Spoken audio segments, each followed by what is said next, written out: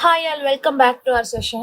So இன்னைக்கு எடிட்டோரியலில் பார்த்தோம் அப்படின்னா no end to suffering on the Pakistan Afghanistan conflict India must enlist more support against Pakistan's bombing of Afghanistan அப்படின்னு சொல்லி கொடுத்துருக்குறாங்க. ஸோ இதில் என்ன அப்படின்னு சொல்லி பார்த்தீங்கன்னா அதாவது பாகிஸ்தானுக்கும் ஆப்கானிஸ்தானுக்கும் இடையில இருக்கக்கூடிய அந்த பிரச்சனை வந்து என்ன பண்ணுதுன்னா ஒரு கண்டினியூஸான ஒரு பெயினை வந்து கொடுக்குது. அண்ட் ஆல்சோ இது எதை காமிக்குதுன்னா அவங்க நிப்பாட்டுற மாதிரியே தெரியல அப்படிங்கிற மாதிரி என்ன செஞ்சுருக்காங்க கொடுத்துருக்காங்க. And that is no end to suffering. சரிங்களா? ஸோ இந்தியா என்ன பண்ணணும் அப்படின்னா பாகிஸ்தானுக்கு அகெயின்ஸ்ட் என்ன செய்யணும், நம்மளோட சப்போர்ட்டை ஆப்கானிஸ்தானுக்கு கொடுக்கணும் அப்படிங்கிற மாதிரி பேசியிருக்கிறாங்க. ஓகேவா? So first line by line explanation பார்த்தோம் அப்படின்னா வார் வந்து பார்த்தோம்னா இந்த யுனைடெட் ஸ்டேட்ஸ் அண்ட் இஸ்ரேல் இருக்காங்க இல்லையா, ஸோ அவங்களுக்கும் ஈரானுக்கும் அகெயின்ஸ்டான அந்த வார் வந்து எப்படி இருக்குன்னா ரொம்பவே கண்டினியூஸா ஸ்ட்ராங் ஆகிக்கிட்டு தான் இருக்கு அப்படின்னு சொல்லி சொல்றாங்க. ஓகேவா? As the US-Israel war against Iran rages அப்படிங்கிறதுக்கு என்ன மீனிங்னா continues violently. ஓகேவா?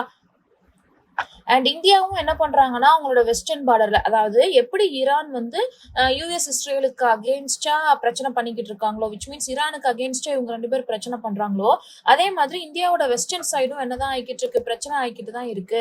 ஃபிளேர்ட் அப் அப்படிங்கிற ஒரு ஃப்ரேஸுக்கு என்ன மீனிங் அப்படின்னா, ஃபிளேர்ட் அப் அப்படின்னா சடன்லி பிகேம் வைலண்ட் அப்படின்னு சொல்லி அர்த்தம். சரிங்களா?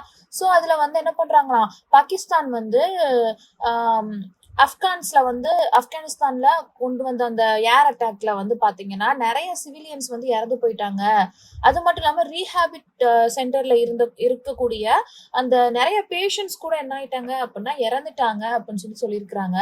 ஸோ பாகிஸ்தான் வந்து என்ன சொன்னாங்கன்னா மிலிட்ரி டார்கெட்ஸை மட்டும்தான் நாங்க அட்டாக் பண்ணோம், சிவிலியன்ஸ் அட்டாக் பண்ணல அப்படிங்கிற மாதிரி சொல்லியிருக்கிறாங்க. ஓகேவா? டினைடு அக்யூசேஷன்ஸ் அப்படிங்கிறப்போ அவங்களுக்கு எதிராக வைக்கப்பட்ட அந்த குற்றச்சாட்டை வந்து அவங்க என்ன பண்ணிட்டாங்க, டினை பண்ணிட்டாங்க, மறுத்துட்டாங்க. ஆனா எவிடன்ஸ் வந்து என்ன காமிக்குது அப்படின்னு சொல்லி பாத்தீங்கன்னா போட்டோஸ் வந்து அந்த எவிடன்ஸ் விஷுவல்ஸ் என்ன காமிக்குதுன்னா ஹாஸ்பிட்டல் வந்து டெஸ்ட்ராய் ஆயிடுச்சு அப்படிங்கிற மாதிரி தான் காமிக்குது. அண்ட் இந்தியா என்ன பண்றாங்கன்னா இந்த மாதிரி சிவிலியன்ஸ் அட்டாக் பண்ணதுனால பாகிஸ்தான் மேல ரொம்ப கடுமையான ஒரு கிரிட்டிசைசேஷனை வந்து என்ன செய்யறாங்க, வைக்கிறாங்க. சரிங்களா? ரொம்ப கவார்ட்லி, கோலத்தனமா என்ன பண்றாங்க, கரேஜே இல்லாம பண்றாங்க அப்படிங்கிற மாதிரி என்ன செய்யறாங்க, கவார்ட்லி அப்படின்னு சொல்லி கொடுத்துருக்காங்க ஒரு வார்த்தையை. அதுக்கப்புறமா இந்தியாவுக்கு என்ன தேவைப்படுது அப்படின்னா ஒரு குளோபல் இன்வெஸ்டிகேஷன் வேணும் அப்படின்னு சொல்லி சொல்றாங்க. ஓகேவா? கால் ஃபார் அப்படின்னா அர்த்தம் டிமாண்ட் அப்படின்னு சொல்லி அர்த்தம். கால் ஃபார் அப்படின்னா டிமாண்ட், ரெக்வெஸ்ட். அது மட்டும் இல்லாம இப்படி ஆல் ஆஃப் சடனா என்ன ஆகல, பிரச்சனை உருவாகல, it's been a long time அப்படின்னு சொல்றாங்க. ஓகேவா? சிம்மரிங் அப்படின்னு சொல்லி கொடுத்துருக்காங்க இல்லையா. சிம்மரிங் அப்படின்னா இப்போ ஒன்றும் இல்லை, நம்ம அடுப்பு சிம்ல வை அப்படின்னு சொல்லுவோம்ல. சிம்னா என்ன அர்த்தம், கம்மி பண்ணி வைக்கிறது. அப்ப சிம்மரிங் அப்படின்னா ஸ்லோலி கண்டினியூயிங் கான்ஃபிளிக்ட் அப்படின்னு சொல்லி அர்த்தம். பல காலமா பிரச்சனை ரொம்ப மெதுவா வந்துகிட்டே தான் இருக்கு அப்படின்னு சொல்லி சொல்றாங்க. அண்ட் பாகிஸ்தான் என்ன லான்ச் பண்ணாங்கன்னா மிலிட்ரி ஆப்ரேஷன் வந்து லான்ச் பண்ணாங்க.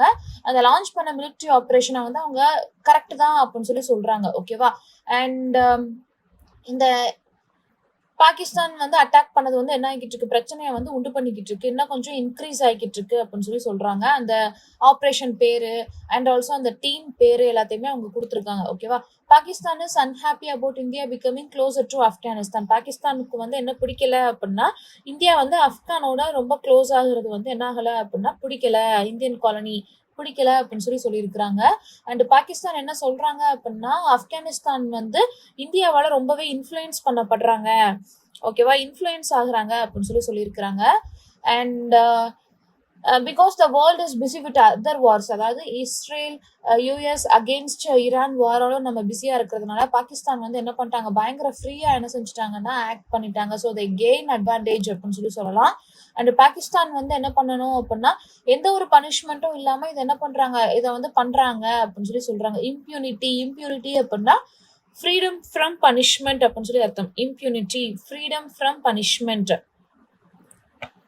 அண்ட் இந்தியா வந்து என்ன பண்றாங்கன்னா இந்த மாதிரி ப்ராப்ளம் வந்து பாகிஸ்தான் ஃபேஸ் பண்றதுனால we may feel some satisfaction from that அப்படின்னு சொல்லி சொல்றாங்க.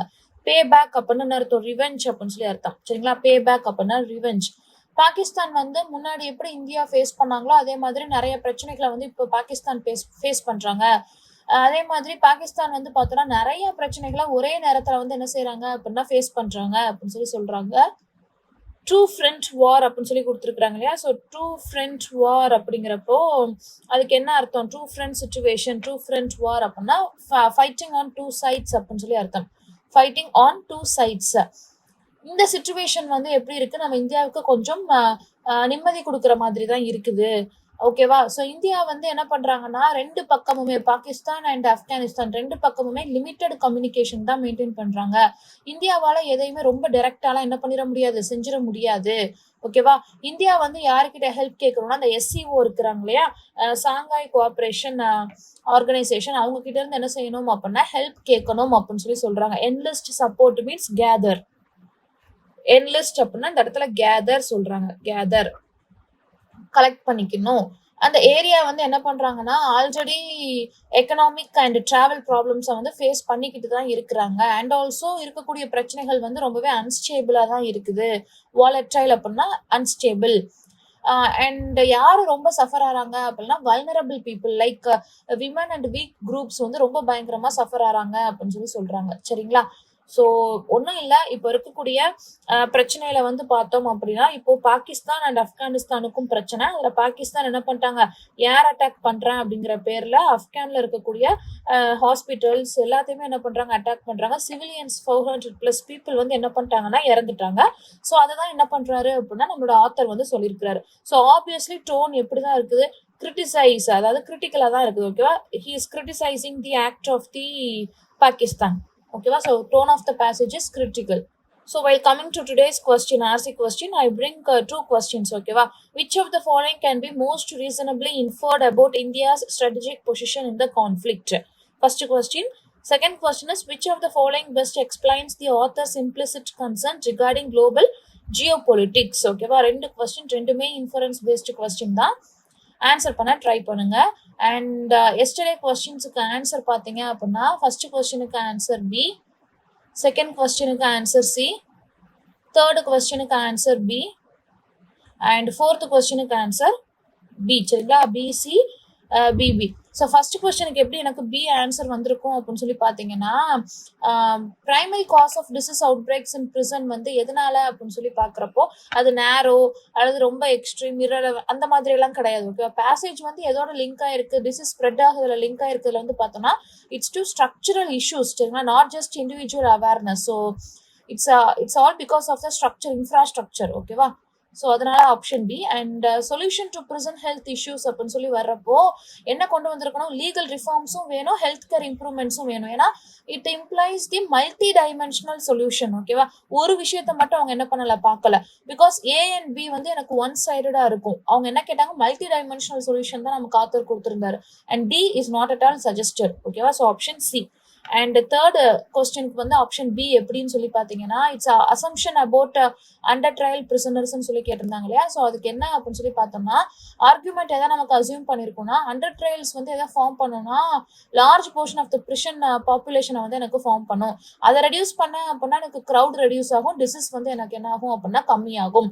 So reducing under trial population will ease overcrowding அப்படின்னு சொல்லி என்ன செஞ்சிருக்கிறாங்க, கொடுத்துருக்காங்க. அந்த அண்டர் ட்ரையல் பாப்புலேஷனை வெளியே அனுப்பிட்டோம்னா எனக்கு க்ரௌடு கம்மியாகும். க்ரௌடு கம்மியாகிறப்ப எனக்கு என்ன ஆகும், டிசீஸ் கம்மியாகும். சரிங்களா.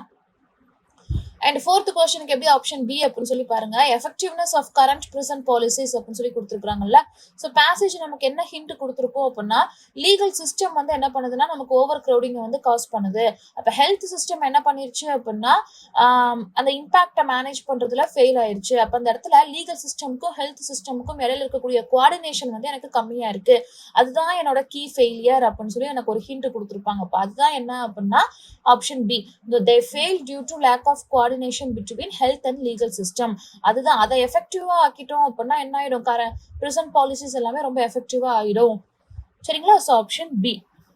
ஸோ எக்ஸ்பிளனேஷனும் என்ன பண்ணியாச்சு, இன்னைக்கு கிளாஸ்ல கொடுத்தாச்சு. ஸோ இன்னைக்கு எடிட்டோரியல் பயங்கர சிம்பிளா தான் இருக்கும், வேர்ட்ஸும் ரொம்ப அவ்வளவா ஒன்றும் இல்லை. அண்ட் ரெண்டு கொஸ்டின் தான். ஓகேவா. ஸோ நிறைய பேர் என்ன பண்ணுங்க, ஆன்சர் பண்ண ட்ரை பண்ணுங்க. Hope this session is useful and thank you for watching. Suresh IAS Academy, வெற்றியின்